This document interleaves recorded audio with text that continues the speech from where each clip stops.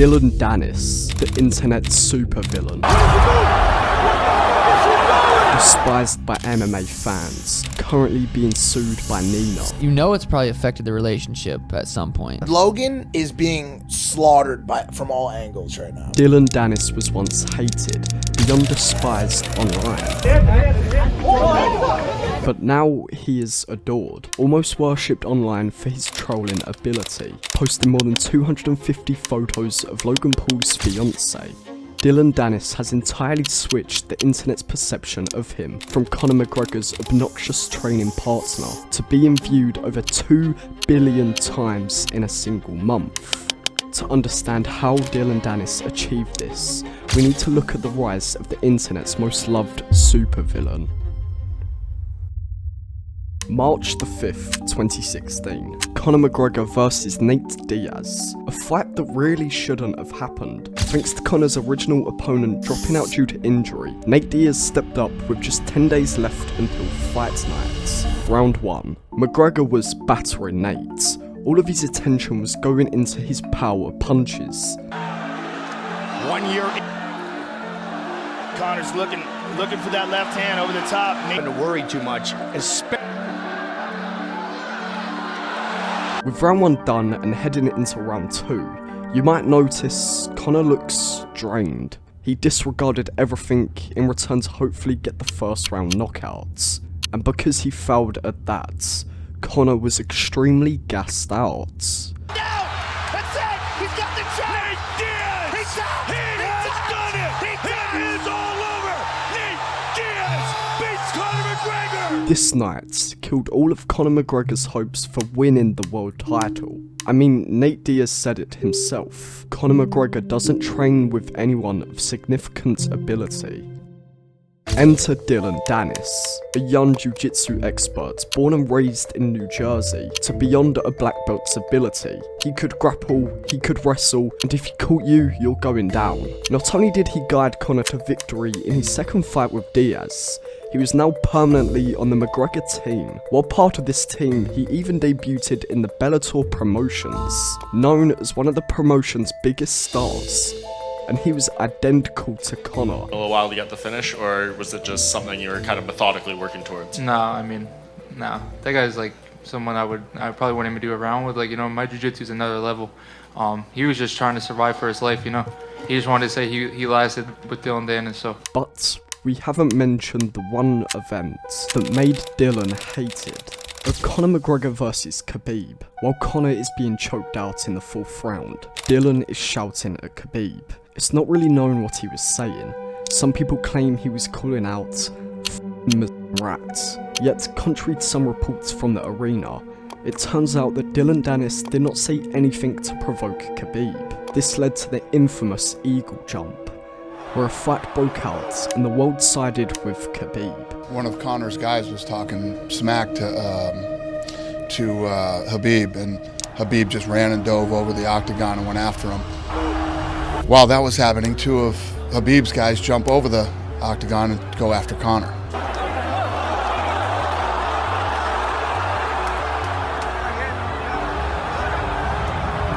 What happens now? I mean, you have a melee, you have 2 melees basically going on outside. Break us down, what are the next steps here? The commission is holding both checks. The Nevada State Athletic Commission is holding both their checks. It could be suspension. It's a big deal. This permanently stained Dillon Danis and his career due to companies and individuals creating lies to protect Khabib and his reputation. So, with Dillon's MMA career in the water, he had to think of a plan to remain in the public eye. I mean, his last fight was in 2015 against UFC veteran Joe Lauzon, and the Khabib event went down in 2018. Without the constant drama and controversy, Dillon Danis was a nobody.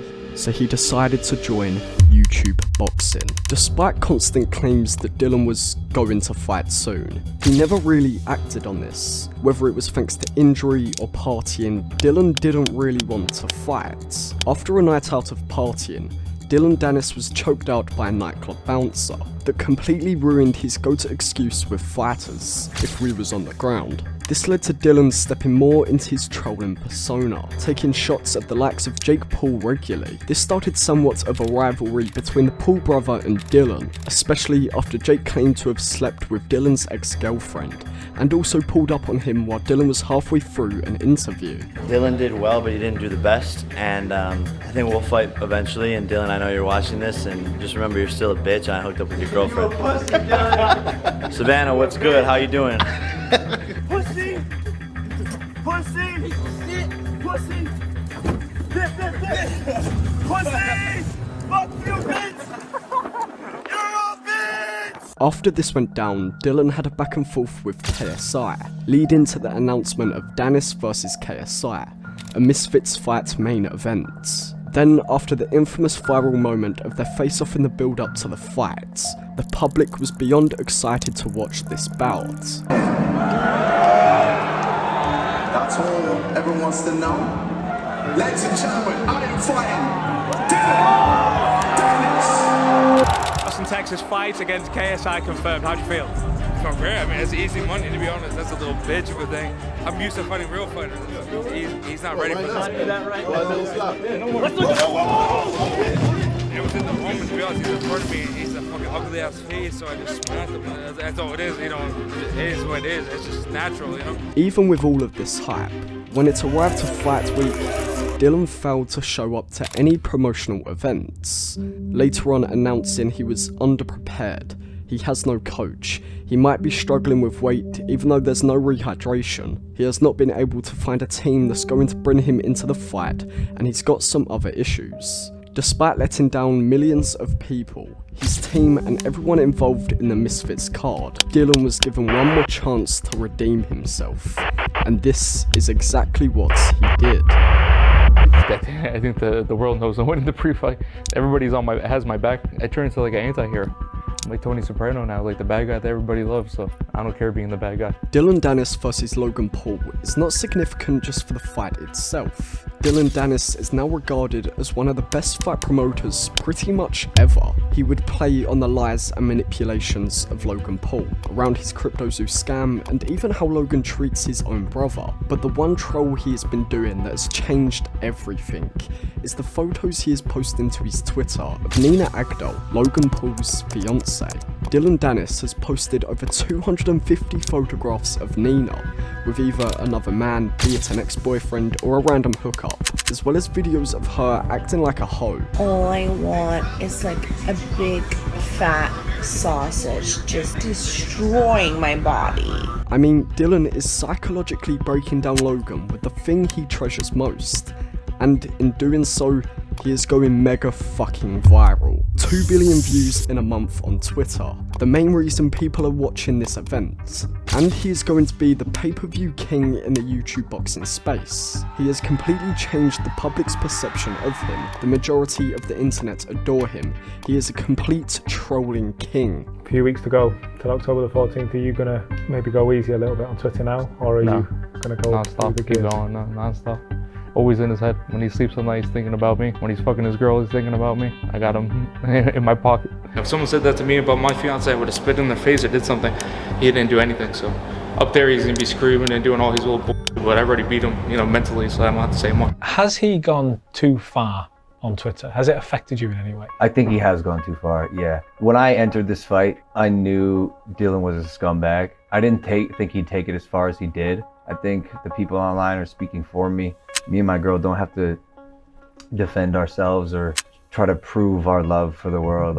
Now, despite a large portion of the internet adoring him, I'd be quite stupid to say that a lot of people do not hate his guts, accusing him of slut-shaming, or the most serious allegation that actually resulted in a restraining order from Nina. Thanks to the posts on his Twitter of Nina Agdal, she claims she suffered humiliation, emotional distress, and reputational harm, alleging that one post Danis made on August the 11th violated federal and state law. But it's nasty stuff. I think there's a way to promote a fight, and then there's targeted, relentless harassment of someone that's not involved in the event that is borderline criminal. And I think it's fucking disgusting. Dillon Danis is a absolute shitlord and has said the grossest things. Like, no one deserves that, bro. No one deserves his girl being dragged like that. I don't think any man should have to go through that. You know what I mean? Watching his girl fall apart behind the scenes. Despite the public figures saying what he is doing is disgusting, all of Dillon's responses have just made him even more welcomed and loved in the online space. To the claim that he is slut-shaming, Dillon simply responds that he loves sex. When the lawsuit was attempted to be handed to Dillon, he walks right past the guy, tweets out, "I have not been served yet. Fuck you, Nina. Come serve them to me yourself, you little hoe." Then he quote tweeted this video of him getting served, claiming it wasn't him. Dillon has somehow gone from a despised troll to a legendary promoter. This has been the rise of Dillon Danis. If you did enjoy it, please consider subscribing. Also, I'm a video editor, so if you like this video, contact me with the links in the description and let's work! Bye!